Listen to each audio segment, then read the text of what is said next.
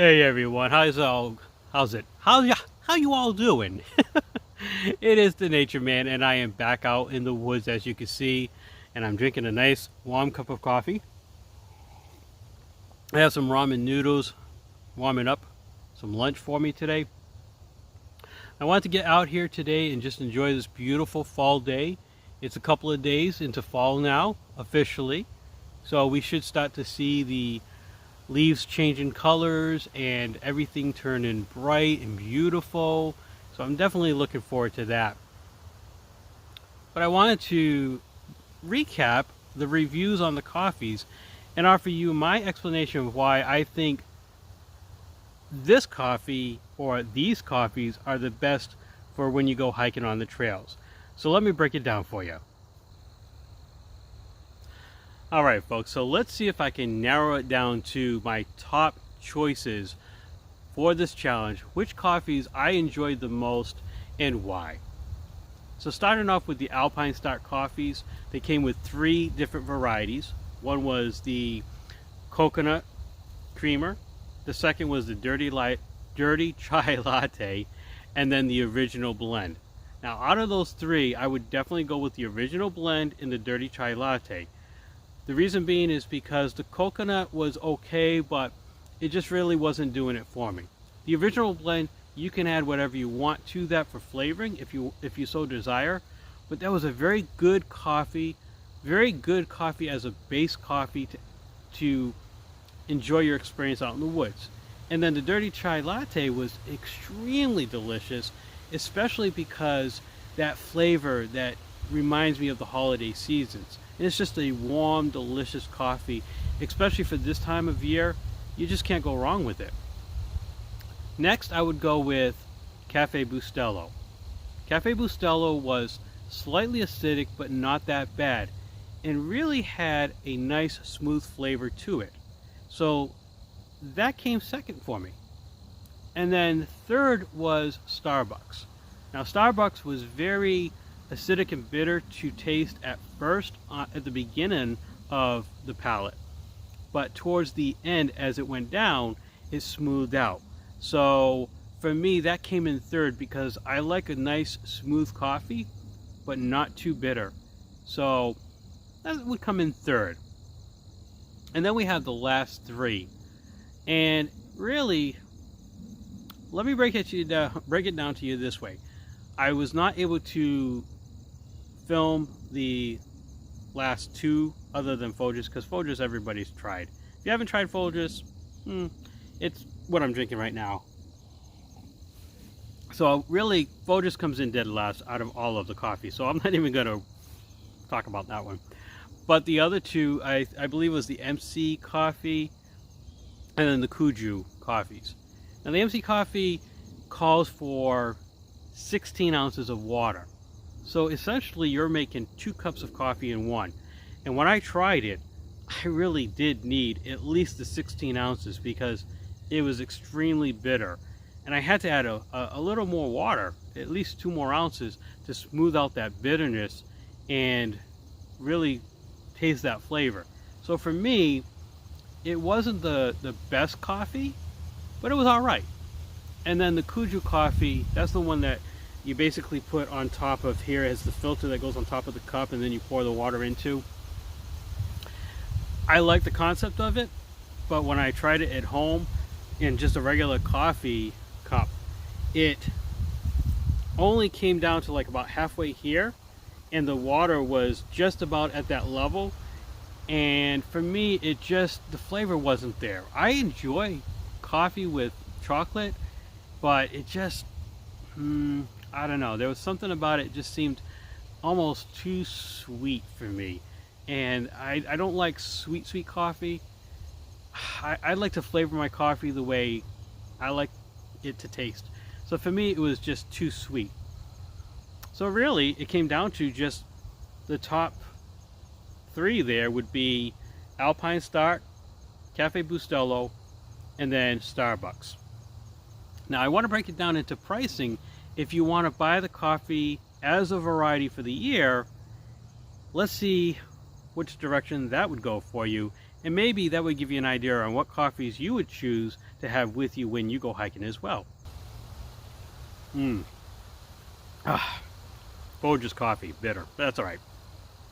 All right, let's break it down into pricing and what I think would be a great variety of coffee for the trail. When you look at the top brands, I'm actually going to focus on two, Cafe Bustelo and Alpine Start. If you went with Alpine Start coffees, their boxes have 8 packs of coffee in each box, and they're roughly $8 to $9. Say, I think it's like $8 for the box. Last time I checked on the website. So for 8 coffees, you could get, say, 4 of the regular blend. That would give you 32 packs. And then if you went with the chai latte, that would give you another 8, and that would give you 40. And then the Cafe Bustelo has 6 packs of coffee in each box, and those are under $2 a pack, or $2 a box. So you get another 6, 12, 24. So between the original, the chai latte, and the Cafe Bustelo, you would have a nice variety of coffees, and that would give you enough coffee for the entire year. Under $60, the way it breaks down. If you're having 1 coffee per week on your day hikes like I do, or if you go for the weekend, you know, you can still have a couple of coffees. And the Cafe Bustelo, you can have a couple of extra packs because it's so cheap. Really, it's not that bad. So that would be my option if you're going to go that route. Now, if you prefer the Starbucks coffee, you're looking at $10 per box, and I think it only comes with 6 packs, or is it 8? But still, almost $10 for a box. That's really on the higher end of things. And for me, like I said, that coffee was not the best coffee as far as taste. It was smooth towards the end, but not at the very beginning. Slightly acidic and bitter. So if that's your flavor profile, then definitely go with Starbucks. But keep in mind, it is more expensive. So overall, I would say the Alpine Start Company, Cafe Bustelo, combination of the two, would give you a good variety of coffee for the trail and under $60 for the year. And I think that's a bargain if you ask me. So drop a comment below and let me know what coffees you would choose and why, and what flavors you enjoy the most when you're on the trail. Alright folks, so this is really cool. This has become a stealth camping spot for me without realizing it, because where I've set up the hammock between these 2 trees, I'm going to show you something. Right down there is the pathway. Let me show you what's going on. Let's go down this way and hopefully nobody will see us. Let's go take a peek.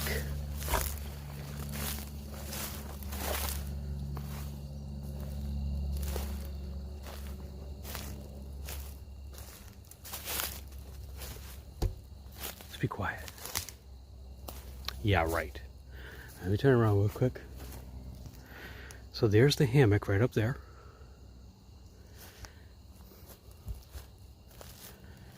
Let's just go this way and I'll show you where the path is. I'm going to try to keep a straight line to where the hammock is. Basically, this is the path that I took to get up here.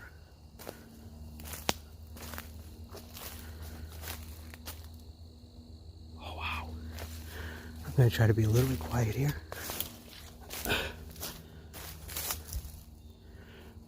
Actually, I think I went down that way. Let's cross over this stuff here.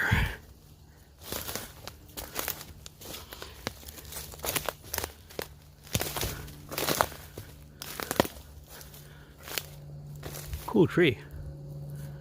Okay.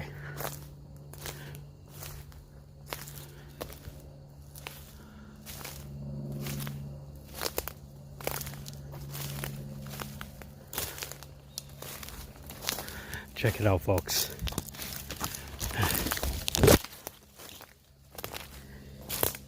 Here's the path.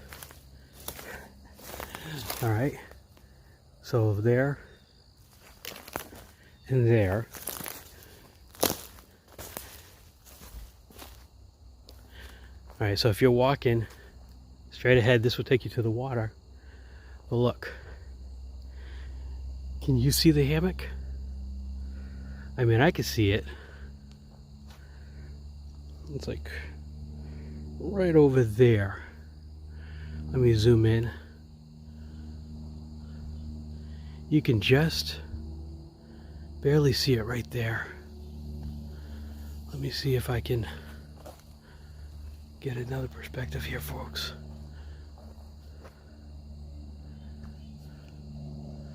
Oh man, you can't even see it from here.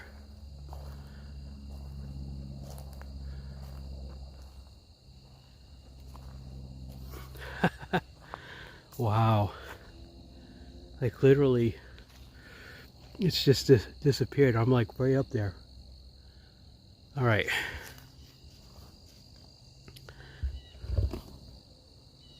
All right, let's get back up there, folks. This is just too cool. All right, let's see. I think I want to go this way.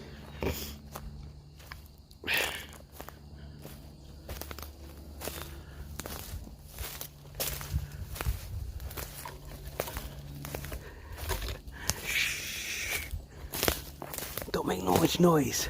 You're too noisy. That's not stealthy. All right.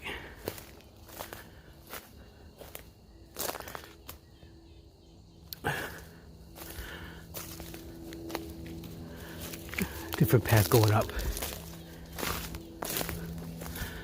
This is kind of the way I went up.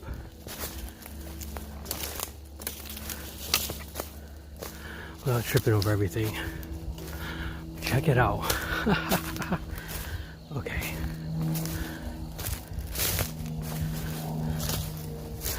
Pretty cool.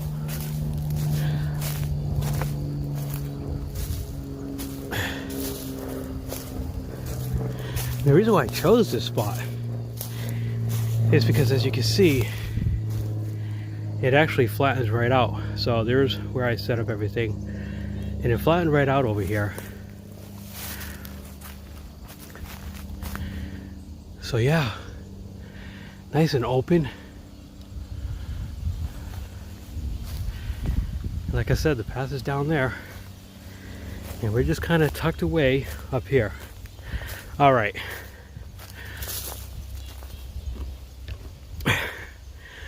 All right, folks, it's not gonna hurt holding this like this, but anyways, I'm gonna sign off for now. Hope you've enjoyed this adventure and a little bit of a stealth camping here on this ridge line. All right, I will catch up with you very soon, folks. You have a great day, stay awesome, and yeah, you never know where the nature man will be next.